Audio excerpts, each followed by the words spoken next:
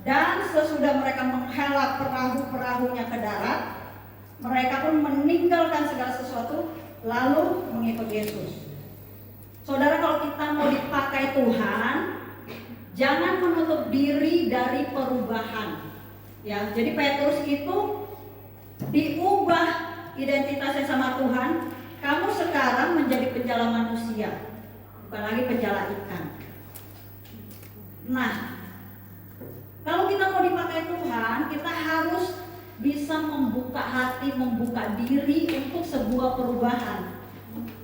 Jangan terus-terusan, saya pokoknya nggak bisa bicara di depan, jangan jadikan saya kriter. Pokoknya nggak mau berubah. Pokoknya seperti itu. Ingat saudara, waktu kita mau dipakai Tuhan, Tuhan itu memberikan kesempatan. Simon, kamu dipanggil menjadi penjala manusia. Tetapi lihat di ayat 11, mereka pun meninggalkan segala sesuatu. Mereka itu siapa? Simon kan? Bukan Yesus, bukan dikatakan Yesus bilang kamu menjadi penjala manusia. Kemudian Yesus membuang semua kapal-kapal mereka supaya mereka mengikut Yesus, nggak seperti itu. Waktu kita mau dipakai Tuhan, Tuhan itu memberikan kesempatan. Ayo, Bu, Pak, memberi kesempatan. Jadi WL ya, mimpin ujian ya, mimpin CG ya. Tuhan Yesus memberi kesempatan, gereja memberi kesempatan, pemimpin memberi kesempatan. Tetapi yang bisa memutuskan sekali lagi untuk benar-benar itu bisa terjadi dan kita dipakai Tuhan, itu siapa? Kita sendiri gitu. Seperti Petrus, kalau dia tidak meninggalkan segala sesuatunya dan mengikut Tuhan, ya percuma apa yang Tuhan tawarkan tidak akan terjadi. Tuhan menawarkan, gereja menawarkan, tapi yang memutuskan untuk kita melakukannya adalah kita sendiri. Ya, jadi milikilah hati yang terbuka. Waktu kita dipercaya memimpin CG, tidak ada satu orang pun yang bisa memaksa kita. Waktu kita melayani untuk datang on time, untuk memberikan yang terbaik, untuk lakukan ini, dan tidak ada satu orang pun yang bisa memaksa kita kecuali diri kita sendiri. Jadi poin pertama adalah teladan Petrus yang kita pelajari adalah terbukalah untuk pemakaian Tuhan apapun situasinya. Terbuka hati, jangan menutup mata untuk kebutuhan Tuhan. Terbuka telinga kita mendengar perkataan Tuhan dan taat melakukannya. Oke, itu poin yang pertama saya bagikan dari teladan Petrus. Kemudian saya lanjut, ketika kita ngomong Petrus ini berarti sikap hatinya bagus semua nih Petrus ya. Nah, kita lanjut lagi lihat di Matius 16. Matius 16 itu ayat 21 sampai 23, kita nggak usah buka, saya ceritakan singkat. Itu cerita tentang bagaimana PPT-nya aja dikeluarin. Matius 16 ayat 21 23 cerita tentang waktu Yesus bilang sama Petrus, cerita sama Petrus, Petrus sebentar lagi aku akan disalibkan, akan mati dan bangkit pada hari yang ketiga. Jadi pemberitahuan Yesus bahwa dia akan mengalami penderitaan waktu itu. Tetapi jawab Petrus waktu itu di Matius 16 ayat 23 adalah Tuhan, ayat 22, Tuhan engkau tidak akan mengalami itu. Sebab di matanya Petrus, Yesus itu kan raja, masa disalib, masa disiksa, masa mati gitu. Petrus sudah terima semuanya. Terakhir Tuhan Yesus di Matius 16, saya akan bacakan ayat 23. Yesus menegur Petrus, "Nyala iblis, engkau batu sandungan bagiku, engkau bukan memikirkan apa yang dipikirkan Allah." Jadi Petrus itu mengikut Yesus sedemikian taat pun ada juga gagalnya, ditegur sama Yesus. Saudara, kalau kita mau dipakai Tuhan, kita harus jadi orang yang dapat merespon dengan benar ketika kita ditegur. Saya bilang teguran itu adalah sebuah ujian yang menentukan apakah kita akan terus dipakai Tuhan atau enggak. Sebab ketika kita ditegur, itu akan ada respon dari kita. Apakah kita itu kepahitan, apakah kita itu marah, atau bagaimana. Ya, jadi respon kita kalau kita marah, kepahitan, otomatis pemakaian Tuhan itu kan berhenti. Kenapa? Karena kita kan pergi. Udah, aku nggak mau cegah lagi, ditegur, nggak senang gitu ya.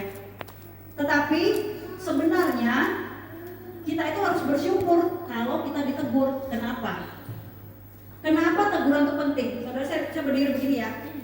Saya berdiri, kalau saya jalan lurus ke situ ya. Kalau saya miring sedikit aja, sedikit yang saya miring, saya jalan, makin lama saya jalan makin derajat aja kita ditegur, harusnya kita bersyukur. Miring 1 derajat aja udah ditegur, harusnya kita bersyukur. Kenapa? Supaya waktu kita berjalan, jangan udah kejauhan sampai di sana baru kita ditegur. Justru begitu lurus harusnya ke sana, kita miring 1 derajat, ada orang menegur, pemimpin menegur. Jangan seperti itu, jangan nggak on time, tetap lainnya excellent. Jangan kita kemarin, kita harus bersyukur, lalu kita kembali lurus seperti itu. Jadi teguran itu penting, sangat penting, supaya jangan melenceng hidup kita. Udah jalan 5 km udah sampai di mana? Udah sampai di kota lain, padahal harusnya ke sini. Jadi teguran itu sangat penting, kita harus bersyukur. Jadi ketika kita ditegur, kita harus bersyukur. Sebab kita tahu teguran 1 derajat itu sangat penting menentukan ujungnya hidup kita, ya. Amen. Kemudian lihat lagi di Lukas 2 ayat 22 ayat 334 itu cerita tentang seperti ini. Waktu perjamuan malam, Petrus itu bilang sama Tuhan Yesus waktu perjamuan malam. Di Lukas 22 saya aja yang akan bacakan biar cepat ya. Begini, Tuhan, Petrus bilang, Tuhan aku bersedia masuk penjara loh. Aku mati bersama-sama dengan Engkau Tuhan. Tapi Yesus jawab, aku berkata kepadamu ya Petrus, hari ini ayam tidak akan berkokok sebelum kau 3 kali menyangkal aku. Dan di ayat yang ke-54 benar-benarlah terjadi. Petrus itu pasti semua sudah tahu ceritanya ya. Aku kalau tahu ceritanya. Petrus itu betul-betul kamu mengenal Yesus, tidak kenal 3 kali. Dan saat itu juga ayam itu berkokok. Artinya Petrus itu juga pernah gagal mengikut Yesus. Tetapi Petrus itu enggak dilarut dalam perasaan bersalah. Seperti siapa? Yudas. Jadi kalau kita pernah salah, kita gagal mengikut Tuhan, jangan kita larut dalam perasaan bersalah lalu malah pergi meninggalkan Tuhan. Sudahlah, udah nggak layak dah. Kita harusnya kembali bertobat dan kembali kepada Tuhan.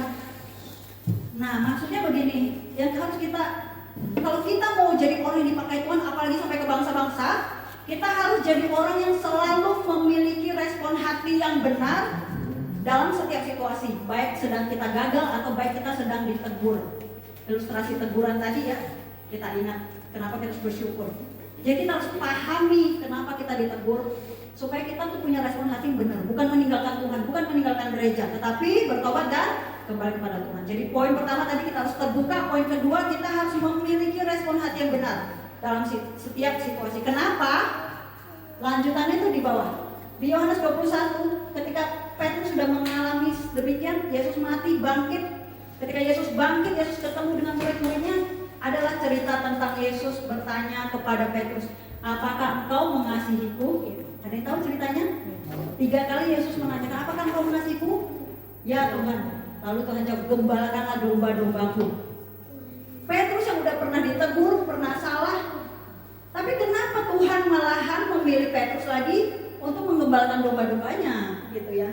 Sebab begini, hanya orang-orang yang punya respon hati yang benar itu adalah orang-orang yang dapat dipercaya.